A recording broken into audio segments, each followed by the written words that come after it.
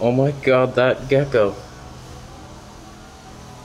Oh, that gecko was in my helmet. I almost died just thinking of the possibilities that could have happened to me. So it's been about 5 months now on the carnivore diet, and there's been ups and downs, yes. But right now, my digestion, just better than it's ever been in my life. And I want to give you some tips on what I've done that's made things so much smoother now, and theorize a little bit as to why the carnivore diet is so good for digestion. It's the opposite of what you'd think. It's the opposite land, but I have a new theory, and I think it's the key to life. Let's dive into it. I'll try to help you. I'll probably continue this video at home just because it's so loud and I get too distracted by the fun waves. It's too much fun. Welcome back to a more peaceful time. I don't know why I even try to make videos in that ocean. The waves crashing into my soul, bombarding me with life's answers. That's a dangerous looking spider. Is that a jumping hallelujah spider that kills you? Oh, please don't. If you eat the mosquitoes, I'll let you live. So everybody has a colon, and sometimes it malfunctions, and that sucks. You end up farting on your grandmother, or you end up just in a town hall somewhere, gurgling. You're just like, what's happened to my life? I've had the worst gas imaginable. Like, you couldn't even design a worse thing. I've suffered from rock bottom digestion most of my life. I remember the first time I got constipated. I was like in grade 8, and I remember it. I went to school and I was like, oh, what the hell? It's not coming out. And then I managed to get it out, and I was like, why did that hurt? Oh God, I know pain now. My colon will never be the same. I stretched it. Help me. I remember being 5 years old, and I was on the toilet, and we're struggling here. And my mom was there comforting me. It's like, it's okay. It's like, this is not okay. There's nothing okay about this. I'm dying inside. You fed me. What did you feed me? So it started young for me. This generation of humans, my generation, we're weaker than our grandparents. Our grandparents could digest a tire iron and just be fine, not even break a sweat. For me, if I even just walk by a bakery and there's wheat dust floating in the air, my colon has a panic attack. It tries to leave my body. But you can take your power back, flower child. That's what this video's about. Looking within, taking your power back. You can heal anything, my friend. And that's what we're gonna talk about today. The carnivore cleanse is just a miracle. My digestion feels so good right now. We finally figured some hurdles out. We jumped over them, and we're winning that race. So first I want to talk about why I think the carnivore diet is so healing, and then we'll get into some tips on how to maximize your potential in carny land. In my opinion, there's 2 ways to heal a gut. You either fix your microbiome, or you avoid the need to have a microbiome. Life hack confirmed. One of them is really hard to do and takes a lot of time and discipline. The other one is like easy street hack mode. Like you hack into the government and just like, can I be healthy right now? Yeah, just boom. All right, let's do that. I spent 10 years of my life trying to do it the microbiome healing way. Get the most diverse... Why? I've taken every brand of probiotic you can think of, from the acidophilus to the bifidus to the soil-based organisms. I've fermented my own food. Fermented so much food, the cabbage, sauerkraut, beet kraut, nut yogurts, fermenting every kind of food possible. Prebiotics, I've taken the prebiotic fiber, the inulin, the chicory root, and then what are prebiotic foods? Oh, just feed them. Bananas, asparagus, onions, leeks, done it all. Didn't do shit for my life. I've tried to kill off the bad guys and keep the good, just poison the bad ones a little bit, but don't hurt the good ones, and balance that whole shit. It's like, okay, feed the bad ones garlic, but then the bananas go to the good guys, and then you separate them and you'll work it out, right? And let's just come to terms with reality right now. I am not the shiniest corn husk in the apple field, if you know what I'm saying. I'm not the brightest lantern in the donut shop. I'm not all here, up here. I'm not saying it's impossible to heal the gut this way. It's just my carnival ass brain couldn't do it. I couldn't do it. If I had the guidance of Goju Man or the Montreal Health Girl, if they were guiding me, holding my dumbass hand, walking me through this village, we might have stood a chance. And I don't want to discourage you. I think that's probably the ultimate way to do it. That's like, it's the slow, hard route to fantastic success. It's like, once you fix the microbiome, you can eat like whatever you want by then. It's like, it's the ultimate way. Whereas my way, admittedly, I'm just avoiding the problem foods, and then I'm eating the happy foods, full of misery and destruction. But I like it. It's tasty, and I feel good, so shut up. So many people struggle on that vegan diet because of the microbiome. You need just the flourishing network of assholes down there to break down all the different plant foods. You can't just eat whatever you want unless your bacteria down there are ready to handle it for you. It's not you digesting the food, it's the bacteria breaking it down. So on the carnivore diet, you get rid of that whole thing. That whole equation is taken out. The meat is digested in the stomach. It's a stomach acid process. As long as you have stomach acid, that's the only thing you have to worry about, building up your stomach acid.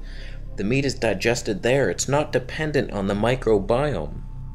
You just don't need the diverse strains and like the proper alignment, the stars aligning. You don't need it. You just eat some meat, it dissolves in your stomach, you absorb it, you move on with your life. It's a life hack. It just works like that, and most people can handle that. Even if your stomach acid is low, you can supplement stomach acid. You could take the celery juice and build your stomach acid, or you could take some apple cider vinegar before meals. Like, there's ways to do it instantly.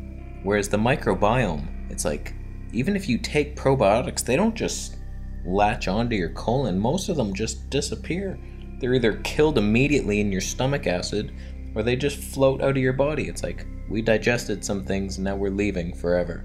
F you, loser. So you really have to know what you're doing with that whole vegan microbiome building route. It's like, you gotta kill and target the bacteria and parasites that you don't want in there, and then feed the ones you like, and then like the probiotics and the fermented foods. But if you have a histamine intolerance, you can't even handle the fermented foods, so then you have to like histamine your ass up. Get rid of that stuff. I don't know what I'm talking about. You can see that clearly, I know. So I tried for 10 years to get my microbiome up. I never noticed a benefit from a probiotic or a fermented food. It's like, that was the key. It's like, everybody's all, this helps so much. It's like, I never saw any improvement. If anything, it was worse. I got itchy from the cabbage kraut. Cabbage kraut, asshole. There is one last hope for people like me. Before we get into the tips on how to succeed on a carny diet, there is a hope, and Montreal Health Girl has illuminated my mind prism to this fact. Fecal matter transplant. Basically, you let a healthy person poo on you. I'm pretty sure that's not how it. I heard of this years ago. I pretty much just dismissed it. I was like, you gotta be kidding me. You're gonna poo in me? Poo over there, asshole. So I never looked into it, but Montreal Healthy Girl reached out to me. She's like, I got your answer. Let's do a consult. She gave me a free consult, and I tell ya, I'm intrigued. Color me intrigued with the fecal thing. Poo in me right now. Anybody want to poo in me? You can sign up down. She's been through a very similar journey to mine, and she's tried everything, and she did a 35-day water fast, thinking like, all right, I finally did it. And then she started eating fruit again, and her acne was coming back like immediately, and she was like, you gotta be kidding me. What the hell? It's like, it didn't solve it, and nothing was working until she tried the FMT. It seems that all like the plant-based probiotic things you see out there, all the pills, the fermented foods, they don't stick around. They pass through your body. They help minorly digesting that meal, but then they leave your body. They don't colonize. Whereas the FMT, it stays. It's human bacteria. So once you do that, apparently it takes root, and then you can start digesting things for the first time in your life, and then you can eat everything. It's like you seed the gut, and then you got it. You got the digestion of Hercules, and you can eat anything. That's what it seems to be like. And some of us, we've taken all the antibiotics, which kill off our gut. I thought we could just take some probiotics and redo it. But apparently, it just doesn't work like that. You kill them off once, they're dead. And then you gotta jump through hoops and let babies poo on you and shit.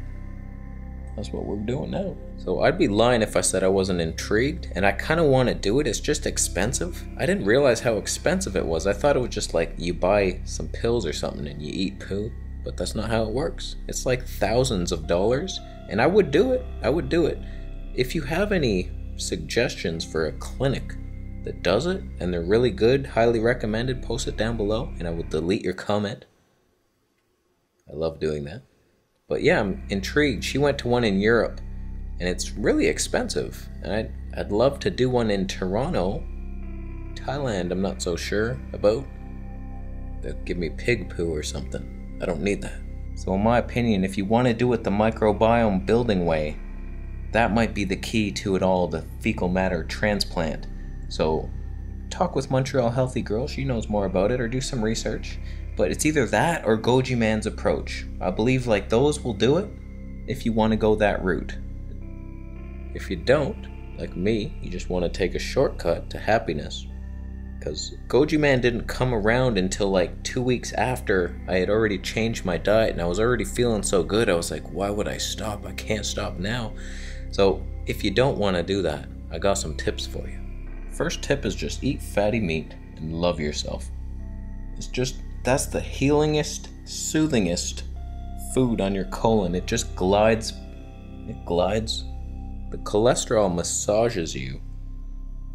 The saturated fat licks you, and you just heal up. It's like there's no spiky fibers, there's no plant poisons, no lectins, no parabolic aromatic. I tried to sound smart.